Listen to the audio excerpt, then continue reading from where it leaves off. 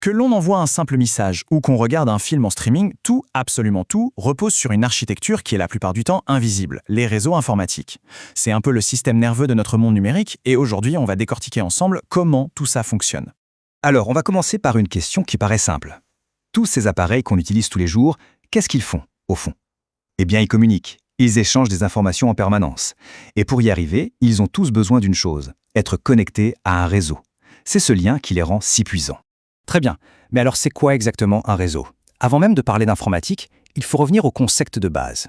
Et vous allez voir, c'est en fait très intuitif. Voilà la définition fondamentale. Un ensemble d'objets autonomes qui sont connectés entre eux.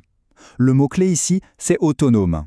Ça veut dire que chaque élément peut fonctionner tout seul, mais sa vraie force, elle vient de sa connexion aux autres. C'est l'interconnexion qui crée toute la valeur.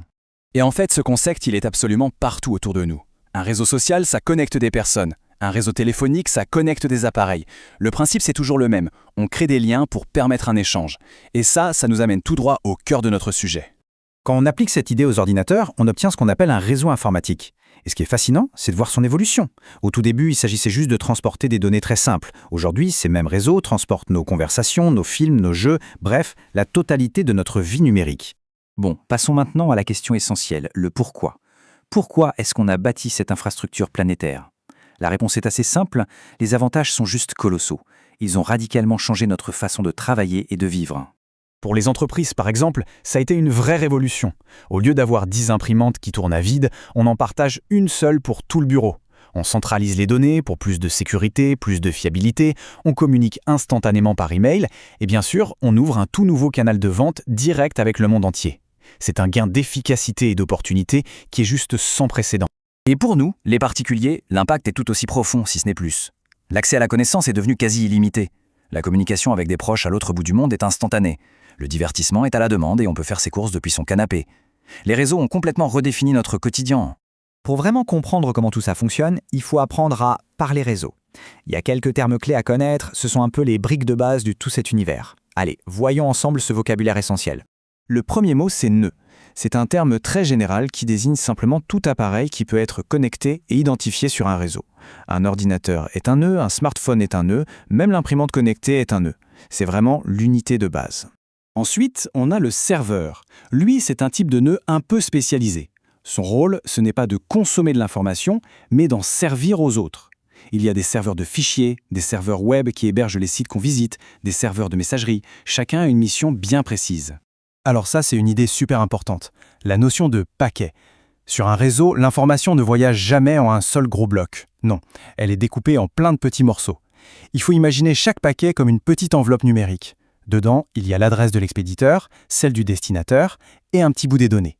C'est crucial pour la fiabilité. Si une enveloppe se perd en chemin, il suffit de renvoyer ce petit morceau, pas tout le message. Mais comment les machines font-elles pour être sûres de se comprendre? C'est là qu'interviennent les protocoles.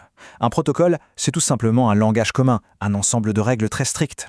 Pour afficher une page web, l'ordinateur et le serveur utilisent le protocole HTTP. Pour envoyer un email, c'est le protocole SMTP. Sans ce langage partagé, la communication serait juste impossible, un vrai dialogue de soi. Et enfin, la topologie. Pensez à ça comme au plan d'architecte du réseau. Elle décrit comment les câbles sont branchés physiquement entre les machines, mais aussi, et c'est tout aussi important, comment l'information circule de manière logique d'un nœud à l'autre. C'est le schéma directeur de tout le système. Ok, maintenant qu'on a le vocabulaire, on peut attaquer la dernière partie. Comment on fait pour décrire et comparer les réseaux entre eux? Eh bien, il existe 4 caractéristiques fondamentales qui définissent l'identité et les capacités de n'importe quel réseau. Ces 4 points, c'est un peu la carte d'identité d'un réseau. Premièrement, sa topologie, donc son architecture. Deuxièmement, le débit, c'est-à-dire sa vitesse. Troisièmement, la distance, sa portée géographique maximale. Et enfin, le nombre de nœuds, c'est sa taille, en gros le nombre d'appareils qu'il peut connecter en même temps. Voilà, on a défini ce qu'est un réseau, on a vu pourquoi c'est si essentiel, et on a appris son vocabulaire de base. Mais tout ça, ça pose une dernière question absolument fascinante.